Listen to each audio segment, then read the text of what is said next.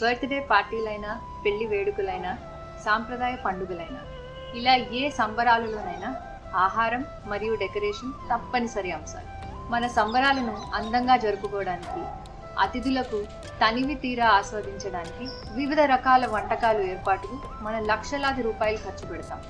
కానీ ఈ వేడుకలు ముగిసిన తర్వాత ఈ వందలాది కేజీల డెకరేషన్కి, మన ఆహార ఏర్పాట్ల నుంచి వచ్చే వ్యర్థాలకి ఏమవుతుందో ఎప్పుడైనా ఆలోచించారా? అన్నిటినీ కలిపేసి కాల్చివేయడం కానీ, నీటి కాలువలో పడేయడం కానీ, లేదా ఊరవతలున్న డంప్ యార్డ్లలో పడేయడం కానీ సహజంగా జరిగే పద్ధతి.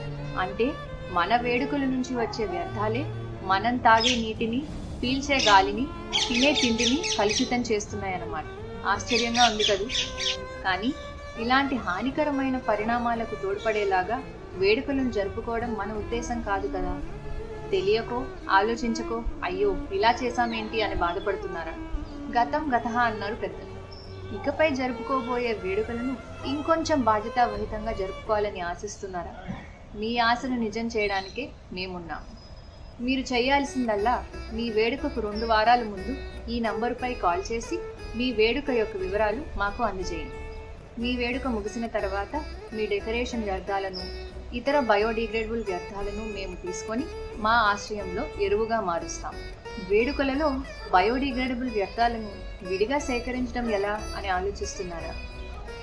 మనకు ఉండే వందలాది పనులలో ఇంకొక తలనొప్ప అని సంకోచిస్తున్నారా? నిరుత్సాహపడకండి. మీ వేడుకకు 1 నెల ముందు మమ్మల్ని సంప్రదించినట్లయితే అసలు మీ వేడుకలో వ్యర్థాలనే తగ్గించేటట్లుగా కొన్ని పద్ధతులు తెలియజేస్తాం.